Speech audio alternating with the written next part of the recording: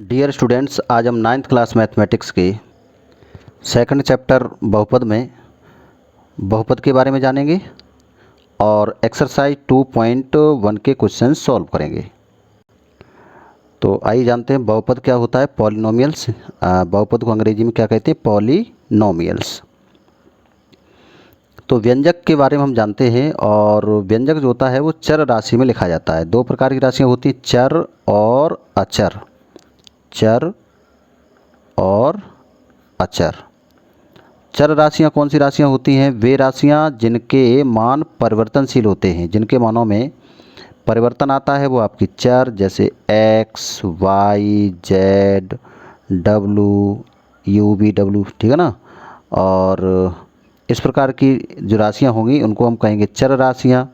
और अचर राशि क्या होती है? जैसे ए, बी, सी या 1, 2, 3, इस प्रकार की राशियाँ उनको अचर राशि कहते हैं। अचर राशि का जो मान होता है उसमें परिवर्तन नहीं होता है। अचर राशि होती है उसके मान में कोई परिवर्तन नहीं होता है ना, ठीक है। तो और जो चर राशियाँ होती हैं उनके मानों में परिवर्तन होता है। परिवर्तनशील राशियाँ होती हैं उनको चर, और जिनके मान अपरिवर्तित रहते हैं, जिनके मान बदलते नहीं हैं, उनको हम अचर राशि कहेंगे। तो कोई भी व्यंजक लें और किसी चर में व्यंजक लिखा जाता है। जैसे हमारे पास कोई व्यंजक है, मान लीजिए 2x² प्लस 3x प्लस 2, ये व्यंजक है। इसको हम बहुपद कब कहेंगे? कोई भी व्यंजक होगा उसको बहुपद कब कहेंगे? ये जो व्यंजक है वो एक चर राशि में लिखा गया है। ये जो व्यंजक है वो एक चर राशि में लिखा गया है। व्यंजक को हम दो चर या तीन चर राशि में भी लिख सकते हैं, जैसे 3x plus 4y plus 5t, है ना। तो इसको हम ये तीन चर राशि, इसमें तीन चर राशियां हैं x, y और t, और इसमें एक चर राशि है। तो कोई भी व्यंजक बहुपद कब कहलाएगा? उसमें जिस चर राशि में व्यंजक लिखा गया है उस चर की घात ऋणेतर पूर्णांक हो। चर की घात कैसी हो? ऋणेतर पूर्णांक। ऋणेतर पूर्णांक का मतलब है जो घात उसकी हो वो 0, 1, 2, 3 इस प्रकार से अगर है तो उस व्यंजक को हम बहुपद कहेंगे। जैसे इसमें देखें, ये व्यंजक आपका x में लिखा गया है, x चर में लिखा गया है। अब x की जो घात है वो ऋणेतर पूर्णांक है। जैसे यहाँ पर x की घात कितनी है? 2, यहाँ पर x की घात कितनी है? 1, इसमें x है नहीं तो x की घात कितनी मानी यहाँ पर? x की घात 0, चूँकि किसी संख्या की घात 0 का मान 1 होता है। तो ये यहाँ पर देखें तो x की जो घात है 2, 1, 0 यानी इन संख्याओं में से है, ऋणेतर पूर्णांक है, तो इसको हम बहुपद कहेंगे। क्या कहेंगे? ये आपका बहुपद है। और एक व्यंजक और लिखें, जैसे यहाँ पर लिखें √x प्लस 2x। अब इसे देखें, इसमें x की घात क्या है? यहाँ पर x की घात है 1/2, ठीक है, प्लस 2x, यहाँ पर एक घात है। तो इस पूरे व्यंजक में x की जो घात है वो ऋणेतर पूर्णांक नहीं है। यहाँ पर 1/2 है, ठीक है, ये आपका ऋणेतर पूर्णांक नहीं है, पूर्णांक नहीं है ये। और यहाँ पर घात 1 है, लेकिन यहाँ पर घात 1/2 है, तो ये फिर आपका बहुपद नहीं है, ये बहुपद नहीं होगा, ठीक है, बहुपद नहीं। तो बहुपद क्या होता है? जैसे हम कोई व्यंजक लें px = a0 plus a1x plus a2x² plus इसी प्रकार से an(x की पावर n), ये आपका बहुपद कहलाएगा यदि n क्या हो? ऋणेतर पूर्णांक हो, n ऋणेतर पूर्णांक हो। तो n ऋणेतर पूर्णांक यानी 0, 1, 2, 3 इस प्रकार के अगर x की घात है तो वह व्यंजक आपका बहुपद कहलाएगा।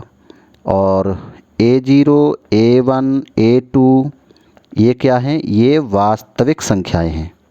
क्या हैं ये? वास्तविक वास्तविक संख्याएं, ये आपकी वास्तविक संख्या होगी। ठीक है,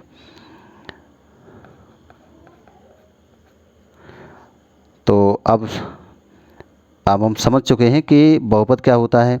बहुपद की पहचान क्या है, कोई भी व्यंजक लिखा होगा, किसी चर में लिखा है तो उस चर की घात कैसी होनी चाहिए, ऋणोत्तर पूर्णांक होनी चाहिए। मैं कुछ और एक उदाहरण यहाँ पर लिखता हूँ, जैसे यहाँ पर लिखूँ कि 2x² प्लस √3 क्या ये बहुपद है, तो ये बहुपद है। यहाँ पर देखें x की घात कितनी है, 2, इसमें x है नहीं तो यहाँ पर x की घात कितनी मानी जाएगी, 0। तो यहाँ पर ये x की जो घात है वो ऋणोत्तर पूर्णांक है, तो ये बहुपद है। ठीक है, हाँ ये बहुपद है। और एक एग्जाम्पल लें, 1/x यानी 1/x प्लस 3x², क्या ये बहुपद है, तो ये बहुपद नहीं है। क्यों नहीं है, इसको ऐसे लिखेंगे, 1/x को लिखा जाएगा x की घात -1, या घात 1 है, ऊपर ले जाएंगे तो माइनस की हो जाएगी, तो x की घात -1 और 3x², तो x की घात -1 आ गया, तो ये ऋणोत्तर पूर्णांक नहीं है। x की जो घात है वो माइनस की नहीं होनी चाहिए, और जैसे 1/2 या 1/3 या 0.5 इस प्रकार की x की घात नहीं होनी चाहिए। अगर ऐसी घात होती है तो फिर वो आपका बहुपद नहीं होगा, तो ये बहुपद नहीं है। आइए अब देखते हैं एक्सरसाइज के क्वेश्चंस।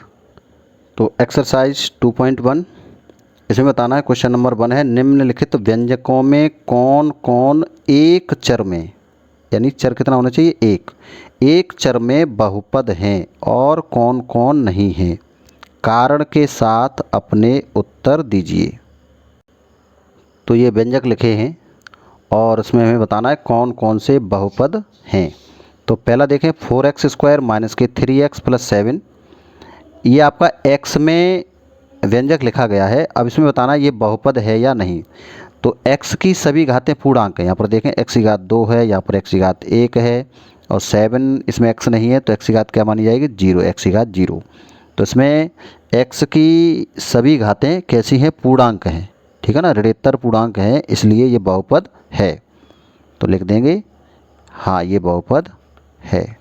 और क्यों बहुपद है, x की सभी घातें पूर्णांक हैं, इसमें x की सभी घातें पूर्णांक हैं, इसलिए ये बहुपद है। दूसरा देखें, y² प्लस √2, यहाँ पर y की घात कितनी है, ये y में लिखा गया है, y की घात 2 है, और यहाँ y नहीं है तो यहाँ पर y की घात क्या मानी जाएगी, 0। तो इसमें y की घात 2, 0, यानी घातें किस होनी चाहिए हमारी, 0, 1, 2, 3, 4, इनमें से अगर घातें हैं तो आपका वो बहुपद होता है। तो ये वाला भी बहुपद है, तो लिख देंगे हाँ ये बहुपद है। तीसरा देखें, थर्ड पार्ट में है 3√t प्लस t√2, ये आपका t में लिखा गया है, इसको लिखें तो ये आपका हो जाएगा 3t⁻1/2 और प्लस t√2। तो यहाँ पर t की घात 1 है, यहाँ पर t की घात 1/2 है, तो ये t की घात है वो पूर्णांक नहीं है, और पूर्णांक नहीं है तो फिर ये बहुपद नहीं है, तो ये बहुपद नहीं होगा। ठीक है, अच्छा दूसरा इसका फोर्थ पार्ट देखें, फोर्थ पार्ट है y प्लस 2/y, तो इसमें y की घात पूर्णांक नहीं है, यहाँ पर y की घात 1 है, प्लस इसको ये ऊपर ले जाएंगे तो ये हो जाएगा 2y⁻1, तो ये ऋणोत्तर पूर्णांक नहीं है। तो ऋणोत्तर पूर्णांक न होने के कारण यहाँ लिख देंगे y की घात ऋणोत्तर पूर्णांक नहीं है,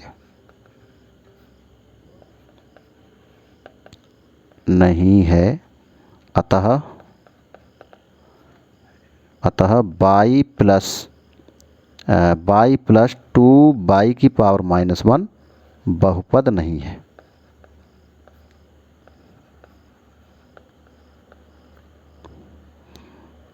तो इसका आंसर हो जाएगा। अगला पार्ट है फिफ्थ, x की पावर 10 प्लस y की पावर 3 प्लस t की पावर 50। तो इसमें कितनी चर राशियां हैं, x, y और t, 3 चर राशियां हैं। तो ये एक चर राशि में नहीं लिखा गया है, ठीक है। और इसमें क्वेश्चन में क्या दिया था कि कौन कौन एक चर राशि में बहुपद हैं, तो ये आपका एक चर राशि में नहीं है। तो यहाँ पर लिख देंगे, इसमें 3 चर राशि हैं, 3 चर राशि x, y, t हैं। इसलिए यह एक चर में बहुपद नहीं है, एक चर में बहुपद नहीं है।